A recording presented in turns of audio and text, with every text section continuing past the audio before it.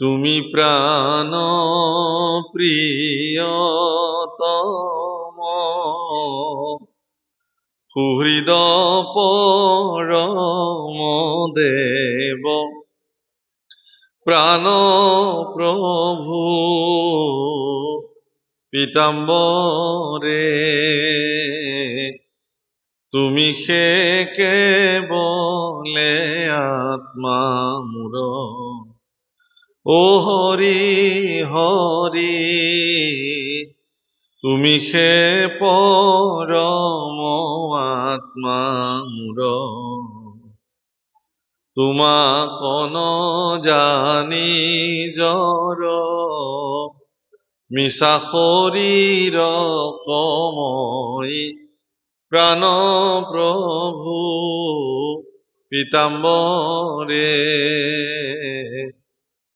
আত্মবুলি ভৈলু সেৱা সুৰ ও হৰি হৰি কিনু মই অজ্ঞানী দুৰ্ঘোৰ হৰিয়ে এনে মই কি দুৰ্ঘোৰ অজ্ঞানী যে তুমি ভিতৰত চৈতন্য স্বৰূপে বিদ্যমান হৈ থকাৰ পিছতো মই কিন্তু এই জড় স্বৰূপ ইন্দ্ৰিয়বিলাককে চৈতন্য বুলি ভাবিলো মোৰ শৰীৰটোকে মই চৈতন্য বুলি ভাবিলো কিন্তু মোৰ এই শৰীৰটোক চেতন কৰি ৰখা তুমি যে শৰীৰৰ ভিতৰত বিদ্যমান হৈ আছা এই কথাটো মই পাহৰি গলো মোৰ দৰে অজ্ঞানী আৰু কোন হ'ব পাৰে অৰ্থাৎ আপুনি যদি এই পৰ্যায়টোলৈ যাব পাৰে সিদিনাখনহে আপোনাৰ একান্ত শৰণ হ'ব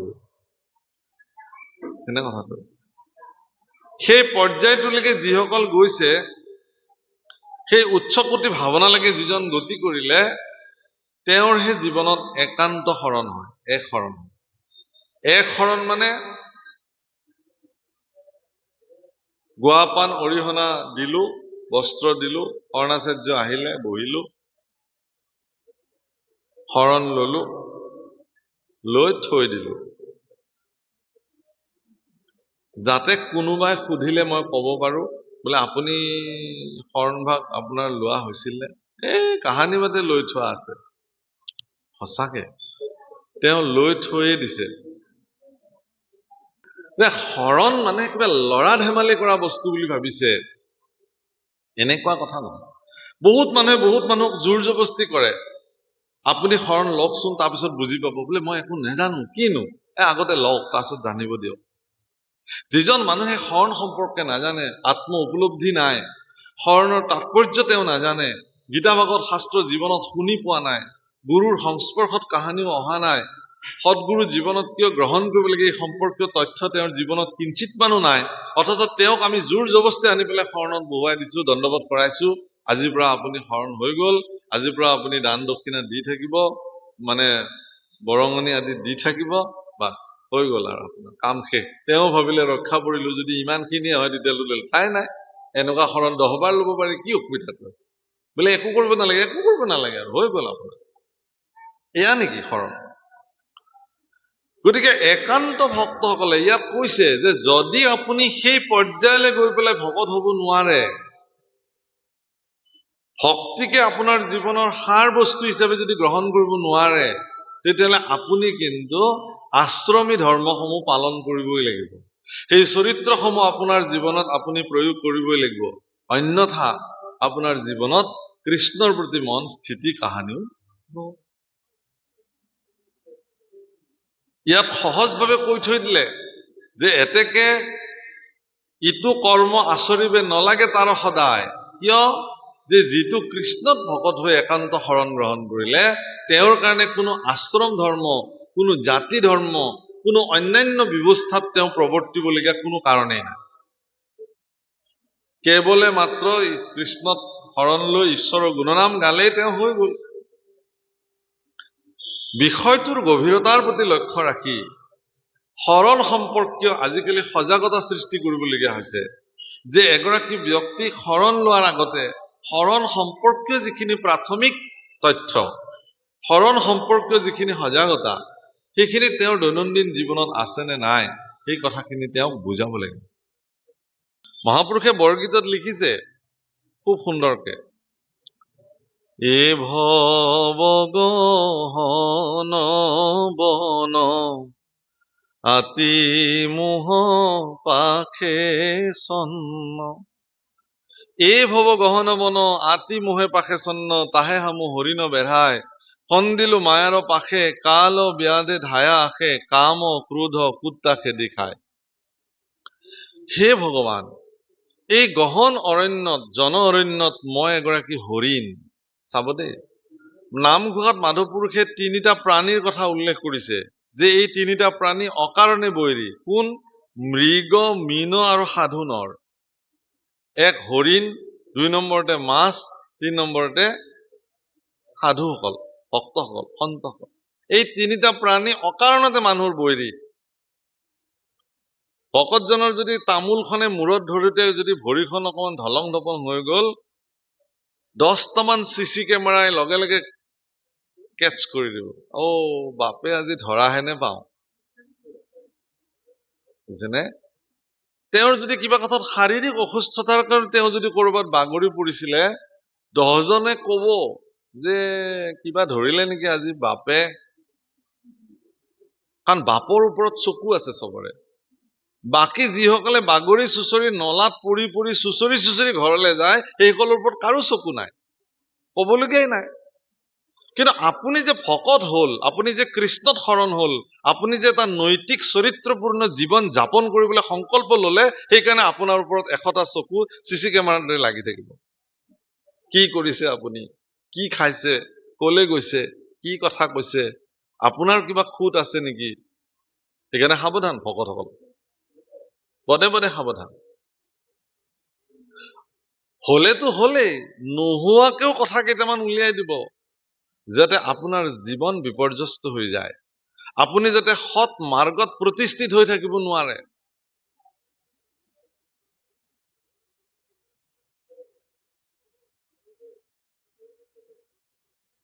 আপোনালোকৰ ইয়াত চাগে নাই কিন্তু আমি বিভিন্ন জাগাত দেখিলো যে নিচাযুক্ত দ্ৰব্য সেৱন কৰি একোটা পৰিয়াল বিধ্বংস হৈ গল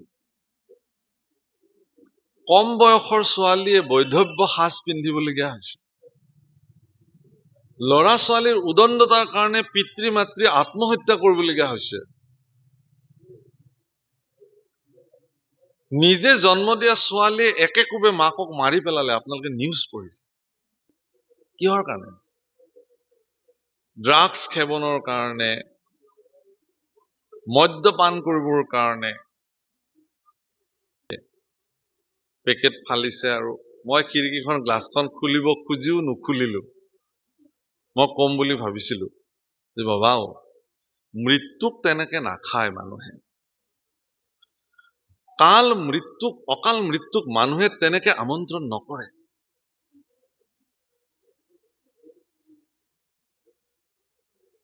কলা বজাৰখনত পৃথিৱীত যিখন কলা বজাৰ আছে অন্ধকাৰৰ যিখন ৰাজ্য আছে সেই অন্ধকাৰ ৰাজ্যৰ দুষ্ট ৰজাবিলাকে আজিৰ উঠি অহা প্ৰজন্ম যাতে নিশকতীয়া হৈ পৰে ৰুগ্ন হৈ পৰে শৰীৰ দুৰ্বল হৈ যাতে পৰে পুৰুষত্বহীন হৈ যাতে যায় তাৰ কাৰণে তেওঁলোকে এখন জাল পেলাইছে আৰু সেই জালখনৰ নামে হল নিচাযুক্ত দ্ৰব্যৰ সেৱন এটা লৰাই যেতিয়া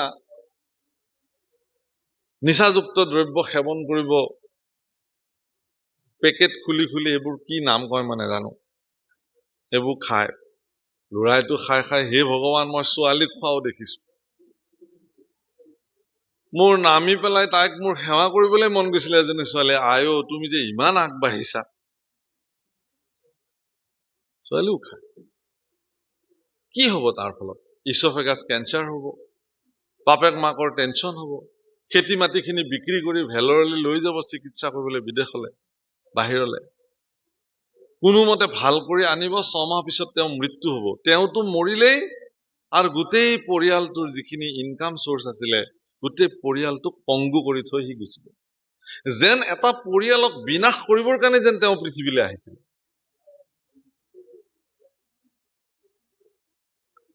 হে প্ৰভুসকল মই আজিৰ যিখিনি ডেকা ল'ৰা ছোৱালী ইয়াত বহি আছে এই ভাগৱতৰ আসনৰ পৰাই মই তেওঁলোকৰ চৰণত প্ৰণিপাত জনাই ক'ব খোজো যে আপোনালোকে এইহেন সুন্দৰ মনুষ্য জীৱনটোক আপোনালোকে পংগু নকৰিব। আজি এই ভাগৱতৰ সাক্ষী কৰি, ভকতক সাক্ষী কৰি কোনোবাই যদি খাইছিলেও আজি পৰিত্যাগ কৰক জীৱনৰ পৰা, যেন দ্বিতীয় দিন আৰু ইয়াক হাতেৰে স্পৰ্শ নহয়। জীৱন ধন্য হৈ যাব। যিকেইটা দিন পৃথিৱীত আপুনি মনুষ্য হৈ আহিছে, এটা শ্ৰেষ্ঠ জন্ম লৈ আহিছে। ইতৰ প্ৰাণীৰ দৰে জন্ম আপোনাৰ নহয়, কিন্তু মনুষ্যৰ নিচিনা এটা সাৰ্থক জন্ম আপুনি ধাৰণ কৰি আহিছে। এই জন্মটোক সাৰ্থক কৰিবৰ কাৰণে এই কলা বজাৰৰ, কলা ৰজাসকলৰ, অন্ধকাৰৰ ৰজাসকলৰ হাতোৰাত আপুনি কিয় যায়? আজি এইখন গাঁৱৰ গোটেই উঠি অহা প্ৰজন্ম যদি নিশকতীয়া হৈ যায়, দুৰ্বল হৈ যায়, ৰুগ্ন হৈ যায়, তেতিয়াহ'লে শত্ৰুৱে এইখন গাঁৱত প্ৰৱেশ কৰি জীয়াৰী বোৱাৰী মাতৃসকলৰ প্ৰতি কুদৃষ্টি দিবৰ কাৰণে কুণ্ঠাবোধ নকৰে। কাৰণ তেওঁলোকে জানিব যে এইখন গাঁৱৰ আমি এনেকুৱা কাম কৰিব গ'লে এইখন গাঁৱৰ কোনো ল'ৰাই আমাক প্ৰটেকশ্যন দিব নোৱাৰে, কাৰণ সিহঁতৰ সেই শক্তি নাই। কিন্তু এইখন গাঁৱৰ ল'ৰাই যদি নৈতিক জীৱন যাপন কৰে, প্ৰাতঃতে উঠি স্নান কৰি গুৰু সেৱা কৰে, শুদ্ধ দ্ৰব্য সেৱন কৰে, যোগ ব্যায়াম প্ৰাণায়াম আদি কৰে, ঈশ্বৰৰ কৰ্ম নিত্য কৰ্ম কৰে, নিজৰ স্বাধ্যায় আৰু অধ্যাৱসায়ৰ প্ৰতি যদি তেওঁ সচেষ্ট আৰু সচেতন হৈ থাকে, শক্তিশালী শৰীৰ যদি হৈ থাকে, গিজ গিজকে যদি ডেকা ল'ৰাবিলাক পাহুৱাল ডেকা ল'ৰা হৈ এখন গাঁৱত থাকে, এইখন গাঁৱৰ প্ৰতি কোনোবা শত্ৰুৱে কুদৃষ্টি দিব পাৰিব জানো? ভুলত ভুলতো নিদিয়ে। বাপৰে, বেলেগৰ ফালে দিলেও এইখন গাঁৱত নিদিবা, পিঠা কৰি দিব, একদম পিহি পেলাব। বোলে কিয়? বোলে গোটেইবিলাক ল'ৰা তাৰ খুব নীতি সংযমেৰে থাকে, সংযমী তেওঁলোক, বাহুবলী, পৰাক্ৰমী, বুদ্ধিবান, বিচক্ষণ তেওঁলোক। এই কথাটোৰ প্ৰতি সজাগ আৰু সচেষ্ট হ'ব হ'ল। ভাগৱত পাঠ আপোনালোকে বছৰে বছৰে কৰি আহিছে, ইয়াৰ পৰিণাম কি? কিমান বছৰ হ'ল বাপ? কিমান বছৰ হ'ল? 6 বছৰ হ'ল। 6 বছৰীয়া ভাগৱত পাঠৰ পৰিণাম কি আপোনালোকে চাব। 7 বছৰ হ'ব, 8 বছৰ হ'ব, 10 বছৰ হ'ব। ইয়াৰ পৰিণাম পাব লাগিব আপোনালোকে। কি পৰিণাম পাব লাগিব? এই ভাগৱত শাস্ত্ৰ শ্ৰৱণ কৰোঁতে কৰোঁতে কৰোঁতে কৰোঁতে ইয়াৰ প্ৰত্যেকটো শিশু, ইয়াৰ প্ৰত্যেকজন যুৱৰ মস্তিষ্কক দৃঢ় মনৰ তেওঁলোক হৈ উঠিব পাৰিব লাগিব, ভাগৱতৰ কৃপা হ'ব লাগিব। আৰু সেই কৃপা কেনেকে হ'ব? সদিচ্ছাৰ দ্বাৰা। আপোনালোকে নিজৰ ল'ৰা ছোৱালীক আনি বহুৱাই ৰাখক অন্তত ভাগৱতৰ কেইদিন। নহয় বাবা, তুমি বহিব লাগিব তাত, তুমি শুনিব লাগিব। বোলে মই একো বুজি নাপাওঁ, একো বুজি নাপালেও বহা, কিবাটো বুজি পাবা। তুমি যাব লাগিব। তুমি এখন সুন্দৰ, মোক এবাৰ এজন ল'ৰাক মই শৰণ দিলো, সি বাহিৰত পঢ়ি আহিছে, মোৰ শিষ্য, ডেকা ল'ৰা একদম, MBA কৰি আহিছে। মোলে এটা প্ৰশ্ন কৰিলে যে বাপ, মই হাফ পেণ্ট পিন্ধি গুৰু সেৱা কৰিব পাৰিমনে?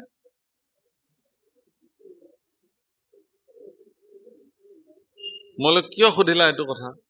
বোলে এনেই মোৰ আৰু ধুতি সদায় ৰাতিপুৱা পিন্ধি থাকিবলৈ মোৰ ইচ্ছা নাই, গতিকে মই সেই হাফ পেণ্টটো পিন্ধিম, গা ধুই উঠি আৰু হাফ পেণ্টটো পিন্ধি মই আপুনি দিয়া গুৰু সেৱাখিনি মই কৰিম। মই কৈছো পাৰিবা, কিয় নোৱাৰিবা? হাফ পেণ্ট পিন্ধিও তুমি গুৰু সেৱা কৰিব পাৰিবা। তাতে এটা কিন্তু আছে। বোলে কি কিন্তু? তুমি কেতিয়াবা গাঁৱলৈ গৈছানে? বোলে মই গাঁও দেখাই নাই, চহৰতে জন্মা ল'ৰা, আকৌ এখন বেলেগ চহৰলৈ পঢ়িবলৈ গৈছে। বোলে তেতিয়া তুমি মোৰ লগত এদিন ওলাবা, আমাৰ সত্ৰৰ ফালে লৈ যাম, আৰু তাত তোমাক মই গাঁওবিলাক দেখুৱাম। আহিলে মোৰ লগত সত্ৰত দেখিলে, আৰু গাঁৱে গাঁৱে মানে গাঁও কেইঘৰমান তাক দেখুৱালো, আৰু গাঁৱৰ মহিলাবিলাকে চোতালতে শাল পাতি পেলাই শাল বৈ থকা দেখিলে, সি খুব ইণ্টাৰেষ্টেড চালে, ইমান ধুনীয়াকে কাপোৰ বৈছে বোলা। মই তাক সত্ৰত বহুৱাই পেলাই কৈছো যে বাবা, এই যে তুমি শাল বোৱা শিপিনীগৰাকী দেখিছিলা, তেওঁৰ সেই কাপোৰখনত এটা সপোন আছে, সপোন ৰচি গৈ থাকে তাত। কেনেকুৱা সপোন? যে এই কাপোৰখন তেওঁ বিক্ৰী কৰিব, তাৰ পৰা তেওঁ 2 পইচা পাব, সেই পইচাখিনিৰে তেওঁ নিজৰ ল'ৰাটোক, নিজৰ ছোৱালীজনীক পঢ়ুৱাব, টিউচন ফিজ দিব, স্কুলৰ কাপোৰ কিনি দিব। সেই সপোনটো তাত ৰচে তেওঁলোকে শিপিনীবিলাকে। তুমি যে মোক সুধিছিলা যে হাফ পেণ্ট পিন্ধি গুৰু সেৱা কৰিব পৰা যাবনে? যাব। কিন্তু তুমি যদি কোনোবা শিপিনী বোৱা এখন চুৰিয়া পিন্ধি, এনেকুৱা এখন শিপিনীয়ে নিজ হাতে বোৱা চেলেং গাত লৈ, এগৰাকী গাঁৱৰ কোনোবা সপোন ৰচা শিপিনীয়ে বোৱা এখন গামোচা লৈ তুমি যদি গুৰু সেৱা কৰিবলৈ যোৱা, তোমাৰ নিচিনা যদি অসমৰ 1 লাখ ল'ৰাই কালিৰ পৰা যদি এই কাপোৰ পিন্ধি পেলাই গুৰু সেৱা কৰিবলৈ ধৰে, তেতিয়াহ'লে হাতে বোৱা কাপোৰৰ চাহিদা বাঢ়িব। তেতিয়া দোকানীবিলাকে গাঁৱত গৈ চাহিদা অনুযায়ী ডিমাণ্ড দিব যে আমাক আৰু লাগে এনেকুৱা কাপোৰ, কাৰণ ডেকা ল'ৰাবিলাকে এইবোৰ পিন্ধিবলৈ লৈছে, ঘৰত অন্তত ব্যৱহাৰ কৰিবলৈ লৈছে। গা মোচোতে তুমি গাঁৱৰ শিপিনীয়ে বোৱা গামোচাখনেৰে গা মোচা, তুমি টাৱেলখন কিয় ব্যৱহাৰ কৰিছা? হাত মোচোতে তুমি ঘৰৰ গামোচাখন ব্যৱহাৰ কৰা, টাৱেলখন কিয় কৰিছা?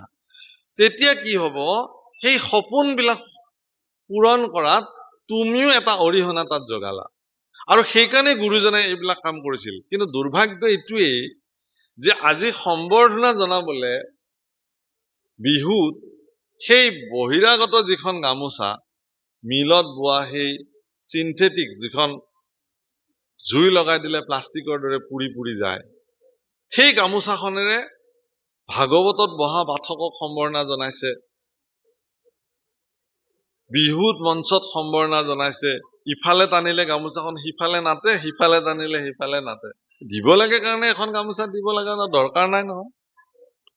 কিন্তু ঘৰত শিপিনীয়ে বোৱা এখন গামোচা, আপোনালোকে ভাগৱতৰ পাঠ পাতিছে, ইয়াত আপোনালোকৰ বাজেট এটা আছে লাখ টকাৰ, সেই বাজেটত আপোনালোকে এনেকুৱা এটা কিয় নধৰে যে আমি ইমান টকা এটা আমি ইয়াত শিপিনীক দিম, আমাৰ গাঁৱৰ 10 গৰাকী শিপিনীক দিম, তেওঁলোকে ভাগৱত পাঠত অহা ভাগৱতীসকলক, অন্যান্য ব্যক্তিসকলক সম্বৰ্ধনা জনোৱা যিখিনি গামোচা আৰু চেলেং, সেইখিনি আমাৰ গাঁৱৰ শিপিনীয়ে বৈ দিব।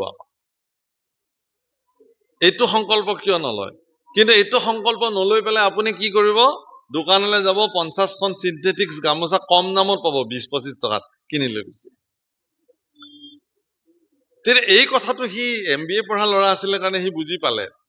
সি কৈছে যে আপুনি এইটো ডাঙৰ কথা ক'লে প্ৰভু ঈশ্বৰ, মই এই কথাটো অনুভৱেই কৰা নাছিলো। আৰু সঁচাকে, আৰু তাৰ জীৱনৰ আমূল পৰিৱৰ্তন সেই ল'ৰাটোৰ। সি তাৰ গোটেই বন্ধুবৰ্গক গিফ্ট কৰিছিলে, এতিয়াও কৰে, এই গামোচা কৰে, হাতে বোৱা। কৈছে এইখনেৰে গা মুচিবা, খুব ভাল লাগে, যিমানে ধুই দিবা সিমানে সি কোমল হৈ গৈ থাকে, সিমান তাৰ ব্যৱহাৰ উপযোগী হৈ গৈ থাকে। এই সচেতনতাটো যেতিয়া আমাৰ মানুহৰ মাজত আহিব, এইবিলাকক পৰিণাম বুলি কয়। ভাগৱত পাঠৰ ইও এক পৰিণাম।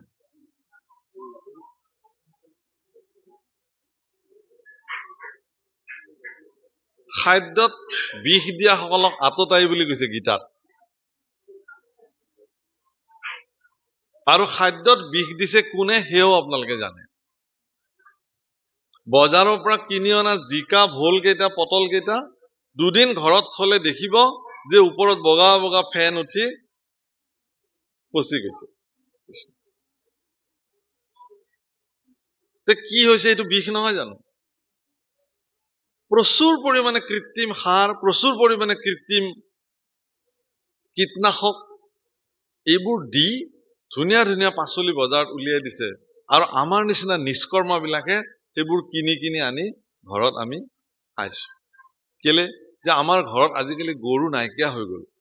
গৰুৰ গোবৰত ঘৰতেই সৃষ্টি হোৱা এডাল জিকাত, এডাল ভোল গছত যিকেইটা ভোল লাগিব, সেইকেইটাৰ সোৱাদ, সেই জলকীয়া কেইটা, সেই কোমোৰাটো, সেই লাউটোৰ যি সোৱাদ, আপুনি সেই কৃত্ৰিম সাৰ আৰু কীটনাশক দ্ৰব্যৰ দ্বাৰা বজাৰত সেই বিষ ঢালা সকলৰ পৰা বিষ কিনি আনি খোৱাৰ তুলনাত বহুত উত্তম। কাৰণ এতিয়া গৰু চাৰিবলৈ লাজ কৰা হ'ল আমাৰ ল'ৰা ছোৱালী, কাৰণ কলেজত পঢ়ে, ইউনিভাৰ্চিটিত পঢ়ে, সিহঁতে এতিয়া গৰু চৰাবলৈ লাজ কৰে। দেউতাকে যদি কয় গৰুটো অকমান চাৰি লৈ আহ, ইমান ধুনীয়া ধুনীয়া ৰাস্তাৰ কাষে কাষে ঘাঁহ হৈছে, ৰছীডালত ধৰি দিলে গৰুটো খাই খাই যাব। কাৰণ গাইজনীয়ে গাখীৰ দিব, সি অমৃত, জগতৰ শ্ৰেষ্ঠ অমৃত। মই আকৌ গৰু চৰাবলৈ যামনে? মই ইউনিভাৰ্চিটিত পঢ়ো, মই MBA কৰি আছো, মই গ্ৰেজুৱেশ্যন কৰি আছো। কিন্তু সেইটো ল'ৰাকে শিকলিত বান্ধি কুকুৰ চৰাই ফুৰা আপুনি দেখিব, তাত কিন্তু লাজ নকৰে। গৰুৰ গাখীৰত যিমানখিনি এজন মানুহৰ জীৱন পোষণ হ'বৰ কাৰণে যিমানখিনি সমলৰ প্ৰয়োজন, আটাইখিনি সমল গৰুৰ গাখীৰত বিদ্যমান হৈ আছে। সেইকাৰণে ইয়াক মাতৃ বোলে।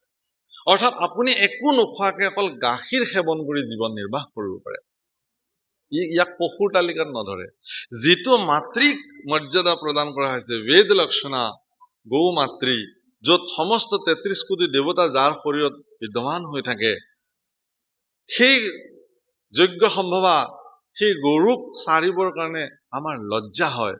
আৰু যাক চুলে গা ধুব লাগে সেই জীৱটোক শিকলিৰে বান্ধি পৰৰ পদূলিয়ে পদূলিয়ে, নকওঁ আৰু বাকীখিনি বুজি পাইছে, আপোনাৰ বেয়া নালাগে। কি মানসিকতাৰ সৃষ্টি হ'ল।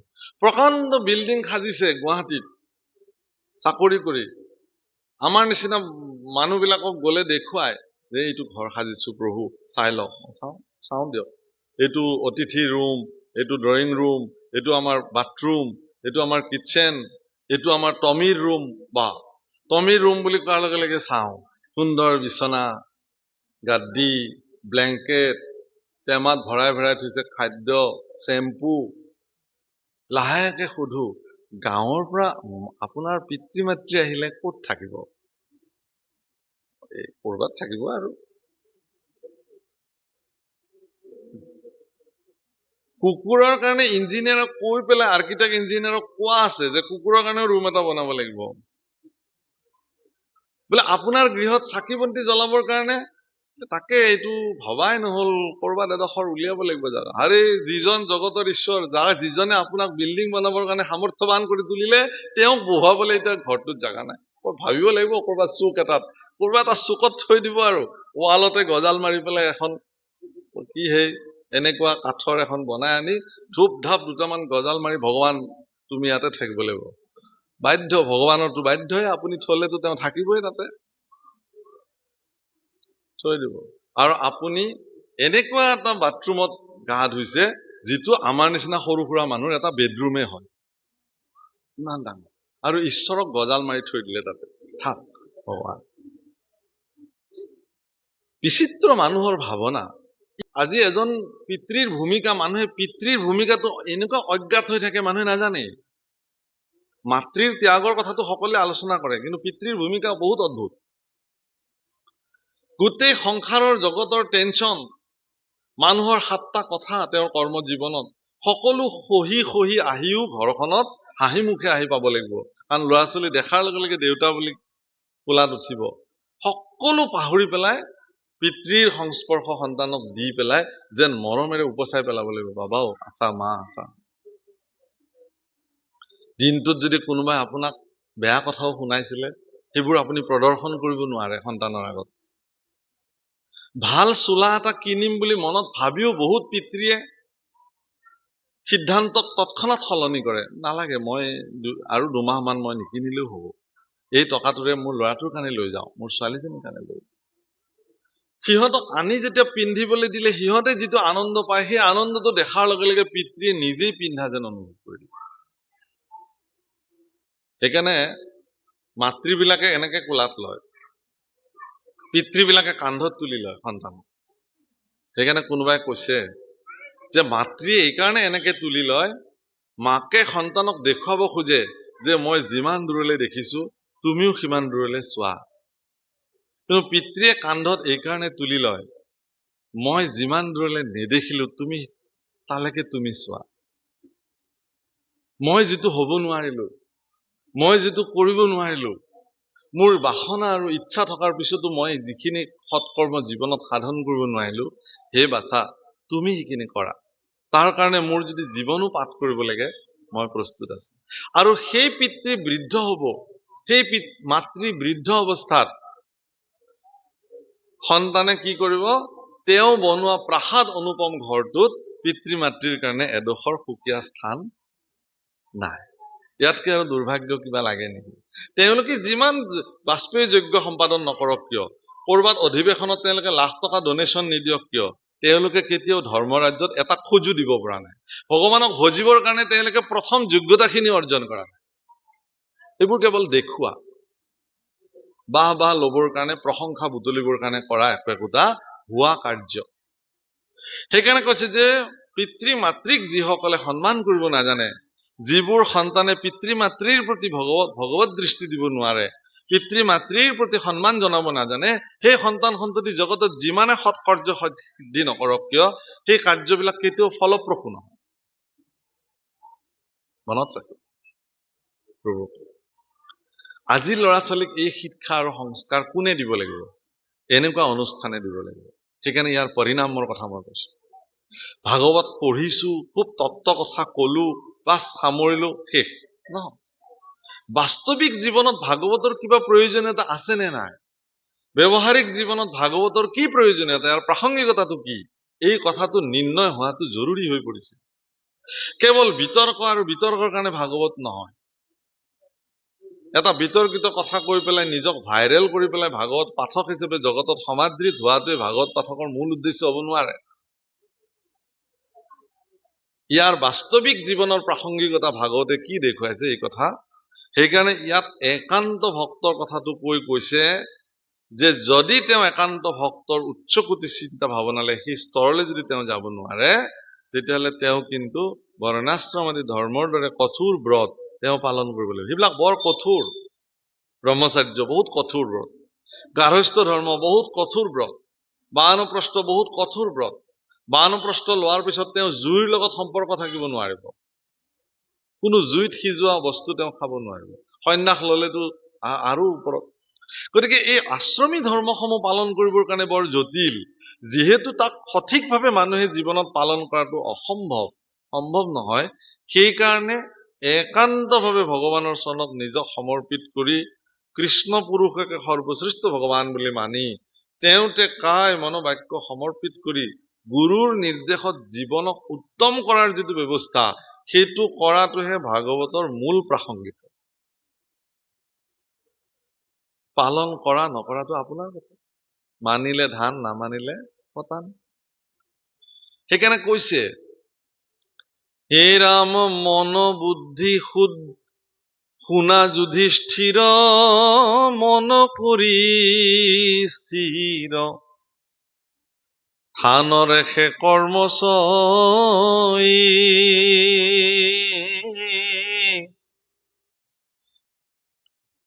মন বুদ্ধি শুদ্ধ কৰিবা কলাগি, নাম কলাগে নিশ্চয়। গতিকে যি মনক স্থিৰ আৰু স্থিতপ্ৰজ্ঞ কৰিলেহে আপুনি ভগৱানৰ চৰণত নিজক সমৰ্পিত কৰিব লাগিব। সেই মনক স্থিৰ কৰাৰ উপায়টো কি? তাৰ একমাত্ৰ উপায়টো হ'ল কি? নাম, ঈশ্বৰৰ নাম। নাম ভজ, নাম চিন্ত, নাম কৰসা। ঈশ্বৰৰ নামকেই সৰ্বোপৰি হিচাপে জীৱনত গ্ৰহণ কৰিব লাগে। হৰিৰ নাম হৰিৰ নামৈব কেৱলম, কলো নাস্তি নাস্তব্য গতিৰ অন্যথা। হৰি নামে গতি, হৰি নামে ভকতৰ কেৱলে ভকতি। নাম ব্যতিৰেকে জীৱনত অন্য গতি নাই। ঈশ্বৰৰ নাম ইমান শক্তিশালী, ইমান প্ৰভাৱশালী, যে এই নামে জগতৰ অত্যন্ত প্ৰভাৱশালী মায়াকো কি কৰিব পাৰে? নিষ্ক্ৰিয় কৰি পেলাব। সেইকাৰণে হে প্ৰভুসকল, ৰাম ঈশ্বৰৰ পাদ পদ্মক সদায়, সেৱা কৰে এক মনে, সংসাৰত যত ঋণ ছয় আছে, খুজিল সবে সিজনে। সংসাৰত আমি কিছুমান ঋণত ঋণী হৈ আহো। কি ঋণ? পিতৃ মাতৃৰ ঋণ, দেৱতাৰ ঋণ, ভূতৰ ঋণ, ঋষিৰ ঋণ আৰু মিত্ৰ ঋণ। এই পঞ্চ ঋণত আমি ঋণী হৈ আহো। আৰু এই ঋণসমূহৰ পৰা নিজক পৰিত্ৰাণ পাবৰ কাৰণে শাস্ত্ৰই কিছুমান অদ্ভুত বিধান দিছে, যিবোৰ বিধান সঠিক ৰূপত পালন কৰাটো বৰ দুৰূহ কৰ্ম। গতিকে এই ঋণৰ পৰা পৰিত্ৰাণ পাবৰ কাৰণে সৰ্বদা ঈশ্বৰৰ পাদপদ্ম হৃদয়ত ধাৰণ কৰি লৈ ঈশ্বৰৰ চৰণ কমল একান্ত চিত্তে ভজনা কৰিবলৈ কৈছে। যদি কোনোবাই ঈশ্বৰৰ চৰণ পদ্মক হৃদয়ত ধাৰণ কৰি তেওঁৰ নাম মুখে লৈ যদি এই কাৰ্য নিত্য সম্পাদিত কৰিছে, তেতিয়াহ'লে তেওঁ সকলো ঋণৰ পৰা মুক্ত হৈ গৈছে। কোনো ঋণ আৰু তেওঁৰ জীৱনত নাথাকে। সকলো ঋণৰ পৰা তেওঁক ভগৱানে মুক্ত কৰিব। আপোনাৰ যদি ঋণৰ পৰা মুক্ত হবলৈ ইচ্ছা আছে, তেনেহলে আপুনি নিতান্তই আপুনি কি কৰিব লাগিব? ভগৱানৰ চৰণত নিজক সমৰ্পিত কৰিবই লাগিব। ইয়াকে শৰণ বোলে। হে ৰাম মোহৰ কথা ক, শুনা যুধিষ্ঠিৰ, আছিলো যেন পূৰ্বত,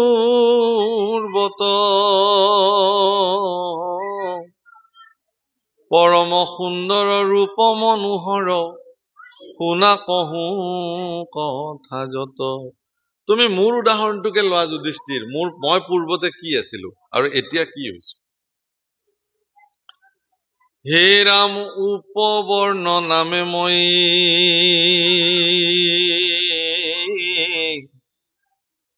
গন্ধৰ্ব আছিলো পূৰ্বে, পৰম গায়ন সুললিত,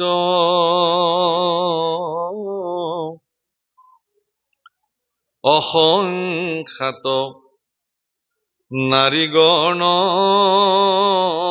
তাসম্বাৰ প্ৰিয় মন, কৰো মই হুয়া বিমোহিত।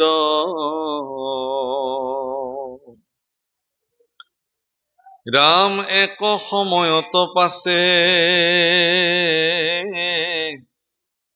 দেৱৰ সভাক মুক, বিশ্বস্ৰষ্টা সবে ডাকিলন্ত,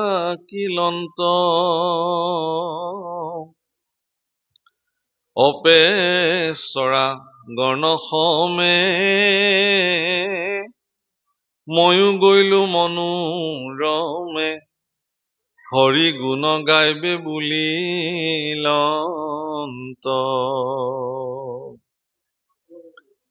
ৰাম মই তাক নগৈলো কামে অন্ধ মতি ভৈলো, ধৈ মালিক গাইলো ৰংগ কৰি,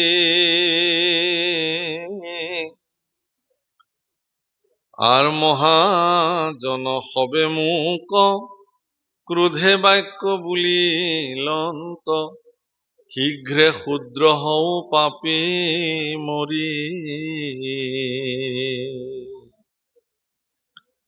ৰাম দাসীৰ তনয় মই নিজ পাপ অনুসাৰে, ভৈলো আশি পাছে সাপ পায়া, মহন্তৰ অনুগ্ৰহে ও মলমূৰ দূৰ ভৈল, পাইলো পাৰিষদি মই কায়া। মই পূৰ্বজন্মত এগৰাকী সুললিত গন্ধৰ্ব আছিলো, গায়ন আছিলো। এদিন মোক বিশ্বস্ৰষ্টাসকলে মানে দেৱতাসকলে মোক আমন্ত্ৰণ কৰিলে আৰু তেওঁলোকে মোক হৰিগুণ গাবলৈ ক'লে। কিয়নো মই অন্যমনস্ক হৈ হৰিগুণ নাগাই পেলাই মই অন্য ধেমালিহে কৰিলো, বেলেগ গালো। তাৰ কাৰণে তেওঁলোক ক্ৰোধান্বিত হল। সজ্জনসকলে মোক অভিশাপ দিলে, যা তই দাসীৰ পুত্ৰ হৈ জন্ম ল। এই যে দেৱৰ্ষি নাৰদৰ পূৰ্বজন্মত তেওঁ উপবৰ্ণ নামে এজন গন্ধৰ্ব আছিল, সেই গন্ধৰ্ব হৈও তেওঁ এনেকুৱা জন্ম যাপন কৰিব লগা হ'ল এগৰাকী দাসী পুত্ৰ হিচাপে। আৰু সেই দাসীগৰাকী ব্ৰাহ্মণৰ দাসী আছিল। সেই ব্ৰাহ্মণৰ ঘৰত এদিন 4গৰাকী সিদ্ধ পুৰুষ আহি 6 মাহ বাৰিষা তাত বঞ্চি থাকিল। আৰু সেই 6 মাহ কাল তেওঁ 4গৰাকী সিদ্ধ পুৰুষৰ দাসী পুত্ৰ সৰু কনিষ্ঠ পুত্ৰই সৰু ল'ৰা এটাই সেই 4গৰাকী সিদ্ধ পুৰুষক সেৱা শুশ্ৰূষাত লাগি থাকিল। আৰু সেৱা শুশ্ৰূষা কৰি থাকোঁতে তেওঁৰ কি হ'ল 6 মাহ কাল অতিক্ৰম কৰিলে। সিদ্ধসকলে যেতিয়া নিজৰ স্থানত যাবলৈ আৰম্ভ কৰিলে তেতিয়া সেই দাসী পুত্ৰই পিছে পিছে আহিব ধৰিলে যে হে গুৰুসকল, হে সিদ্ধসকল, মোকো তোমালোকৰ লগত লৈ যোৱা। বোলে না তুমি আমাৰ লগত যাব নোৱাৰিবা। বোলে তেতিয়াহ'লে মোক পৰম ধন দি যাওক আপোনালোকে, মোৰ দৰে ক্ষুদ্ৰ জীৱক ৰক্ষা কৰক, উদ্ধাৰ কৰক। শিশুটিৰ এনে প্ৰাৰ্থনাৰ প্ৰতি সিদ্ধসকল দয়াশীল হৈ পৰিল, কৰুণাবশ হৈ পৰিল আৰু পৰম বিত্ত নাম ধন প্ৰদান কৰিলে। সেই নাম ধনৰ কাৰণেই সেই দাসী পুত্ৰ গৈ ব্ৰহ্মাৰ মানস পুত্ৰ হিচাপে, দেৱঋষি হিচাপে তেওঁ জগতত প্ৰসিদ্ধ হৈ গ'ল। গতিকে একমাত্ৰ নামে মোক আজি দাসী পুত্ৰৰ পৰা ব্ৰহ্মাৰ মানস পুত্ৰলৈকে উত্তৰণ কৰাব পাৰিলে। গতিকে হে ৰাজন, নামৰ, ঈশ্বৰৰ নামৰ এনেকুৱা মহিমা আছে যে মোৰ নিচিনা দাসী পুত্ৰ হৈ ব্ৰহ্মাৰ মানস পুত্ৰ হোৱাৰ সৌভাগ্য ঘটিব পাৰে। আপোনালোকৰো নিশ্চয় নাম ললে সৌভাগ্য, পৰম সৌভাগ্য জীৱনত প্ৰাপ্ত হ'ব। এতেকে নাম সৰ্বোপৰি।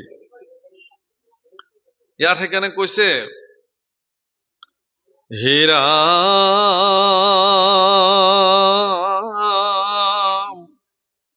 যিটো ধৰ্মচয় কহিলো তোমাত, সামান্য জনক লাগি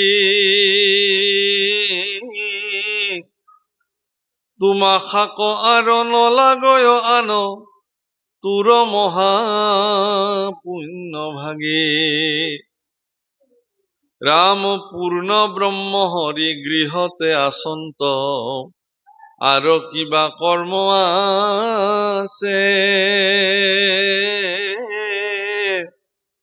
আমাত কৰিয়া তোৰা ভাগ্যৱন্ত, কহিলো মই খানছে।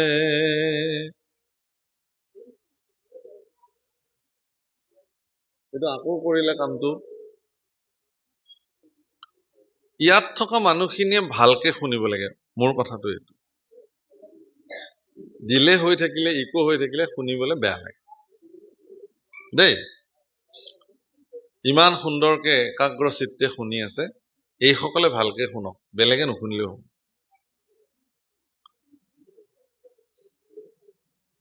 মই তোমাক যিটো ধৰ্মৰ কথা কলো, দেৱৰ্ষি নাৰদে কৈছে যে মই যিটো তোমাক ধৰ্মৰ কথা কলো, সেই ধৰ্মটো সামান্য সকলৰ কাৰণেহে কলো, তোমাৰ কাৰণেতো প্ৰয়োজনেই নাই। তোমাৰ কাৰণে কিয় প্ৰয়োজন নাই? যে তোমাৰ লগত সাক্ষাৎ ভগৱান কৃষ্ণ যোগেশ্বৰ বিদ্যমান হৈ আছে। একদম ৰৌ হৈ গ'ল বাবা, ক'ত গ'ল?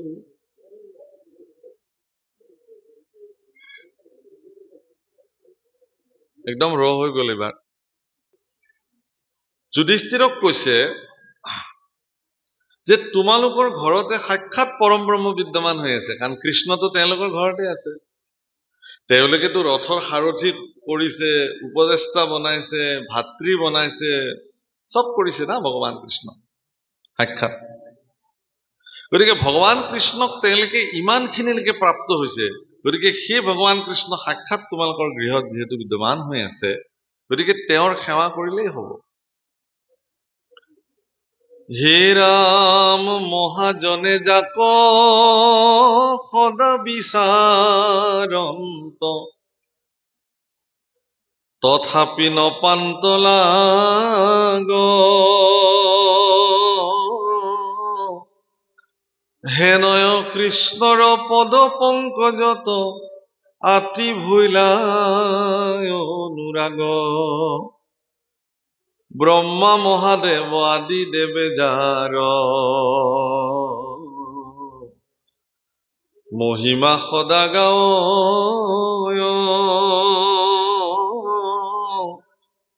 তথাপিতো আনে মহিমাৰ পাৰ কেহুৱে ন তুহু পাৱয় মৌন ধৰি আমি ভকতি কৰো তেবে সে তুষ্ট হুৱন্ত অপ্ৰয়াসে তোৰা গৃহতে পাইলাহা লাগহেন ভগৱন্ত ব্ৰহ্মা আদি দেৱতাসকলে ব্ৰহ্মাই চতুৰ্মুখে ভগৱানৰ গুণ গায়, শিৱই পঞ্চমুখে ভগৱানৰ গীত গায়, অনন্তই সহস্ৰ মুখেৰে ঈশ্বৰৰ নাম গায়, তথাপিও ভগৱানক সন্তুষ্টি কৰিব নোৱাৰে। কিছুমানে বা মৌন হৈ ঈশ্বৰৰ নাম জপ কৰি ভগৱানক প্ৰাপ্তি হয়। তোমালোকৰ জীৱনততো এনেকুৱা সৌভাগ্য যে তোমালোকে একদম আত্মীয় স্বজনৰ দৰে ঘৰতে ভগৱানক পালা।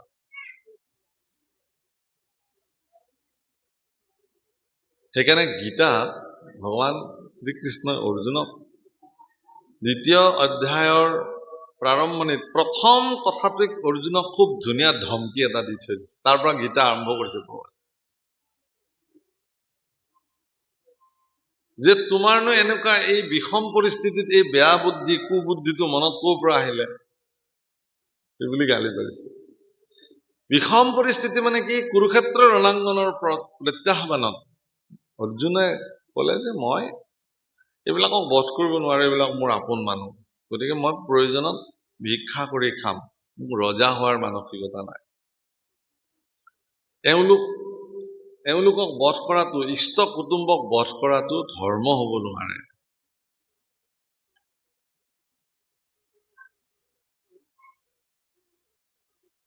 ইষ্ট কুটুম্বক বধ কৰাটো ধৰ্ম হ'ব নোৱাৰে। ভগৱান কৃষ্ণ অৰ্জুনক সুধিছে, কোনজন ইষ্ট তোমাৰ? এই যে ভীমক লাৰুৰ লগত বিষ মিলাই খাবলৈ দিছিল সেইজন ইষ্ট? এই যে তোমাৰ মাতৃৰ সহিতে পঞ্চপাণ্ডৱক যে যৌতুক গৃহ বনাই দুৱাৰ বন্ধ কৰি বাহিৰৰ পৰা জুই লগাই যে পুৰি মাৰিব খুজিছিল, সেইসকল ইষ্ট নেকি? তোমালোকৰ পত্নী দ্ৰৌপদীক যে একবস্ত্ৰ ৰজস্বলা অৱস্থাত ৰাজসভালৈকে যে টানি টানি চুলিত ধৰি চুচৰাই আনি উলংগ কৰাবলৈ লৈছিল, সেইসকল ইষ্ট নেকি তোমাৰ? পিতৃৰ সম্পত্তি বিনা যুদ্ধে এটা বেজীৰ আগৰ সমানো নিদিও বুলি কোৱাজন তোমাৰ বন্ধু নেকি? হাই নেকি তোমাৰ? দ্ৰৌপদীৰ পঞ্চপুত্ৰ শুই থাকোতে যে কাটি থৈ গল, সেইজন নেকি তোমাৰ ইষ্ট? এইসকলক মাৰিলে তোমাৰ পাপ হয় বুলি তুমি কেনেকে ভাবিছা? প্ৰভুকাল আমাক শিকোৱা হল অহিংসা পৰম ধৰ্ম, অহিংসা পৰম ধৰ্ম, কিন্তু পিছৰ লাইনটো আমাক অজ্ঞাত কৰি ৰাখিলে। অহিংসা পৰম ধৰ্ম, ধৰ্ম হিংসা তথৈব চ। ধৰ্মক ৰক্ষা কৰিবৰ কাৰণে যদি আপুনি হাতত অস্ত্ৰও তুলি ল'ব লাগে, তাক হিংসা বোলা নাযায়। ভগৱানৰ বাণী, মই কোৱা নাই। সেইকাৰণে আমাৰ প্ৰতিজন ভগৱানৰ হাততে, প্ৰতিগৰাকী দেৱতাৰ হাততে অস্ত্ৰ শস্ত্ৰ বিদ্যমান ধৰ্ম ৰক্ষাৰ খাতিৰত। আমাৰ প্ৰত্যেকগৰাকী ঋষিৰ এক হাতে যদি মালা, এক হাতে ভালা। প্ৰত্যেকগৰাকী ঋষিয়ে শাস্ত্ৰ যিমান জানে, শস্ত্ৰবিদ্যাও সিমান জানে। দ্ৰোণাচাৰ্য, কৃপাচাৰ্য, বাল্মীকি, বশিষ্ঠ, পৰশুৰাম, এইসকল শাস্ত্ৰ যিমান জানে, শস্ত্ৰও সিমান জানে চলাব। ধৰ্ম ৰক্ষা কৰিবলৈ প্ৰয়োজন আছে। বিধৰ্মী বিলাকে দিনক দিনে গ্ৰাস কৰি আপোনাৰ ধৰ্মক বিনাশ কৰিবৰ কাৰণে আগবাঢ়ি আহিছে। আপুনি মই হিংসা নকৰো বহি থাকিলে হ'ব নেকি? কৈছে তোমাৰ সন্মুখত যিবিলাক থিয় হৈছে কুৰুক্ষেত্ৰ ৰণাংগনত, হে অৰ্জুন, এইবিলাক কি তোমাৰ ইষ্ট কুটুম্ব মিত্ৰ বুলি মইতো ভবা নাই। মই তেওঁলোকক বিধৰ্মী বুলি ভাবো, আততায়ী বুলি ভাবো, সন্ত্ৰাসবাদী বুলি ভাবো। গতিকে এইসকলক বধ কৰাটো কোনো কাৰণত অধৰ্ম নহয়। ধৰ্ম তুমি মোতকে নাজানা। ধৰ্মৰ সংজ্ঞা নিৰ্ণয় ময়ে কৰিছো জগতত। ধাৰ্মিকসকল কোন তাৰ নিৰ্ণয় ময়ে কৰিম জগতত। মই যি কৈছো তাকে তুমি কৰি যোৱা, সেইটো নিয়ম। ভগৱানৰ পৰা যি নিৰ্দেশনা আহিছে সেই নিৰ্দেশনা কাৰ্যকৰী কৰাটো এজন ভক্তৰ কৰ্তব্য। তুমি কৰা। সেইকাৰণে প্ৰভুসকল অৰ্জুনে শেষত ভগৱান কৃষ্ণৰ আজ্ঞা পালন কৰি কৈছে যে হে স্বামী, হে কৃষ্ণ, তুমি এতিয়া যি কবা মই তাকেই কৰিম। তুমি যি আজ্ঞা কৰিবা মই তাকেই কৰিম।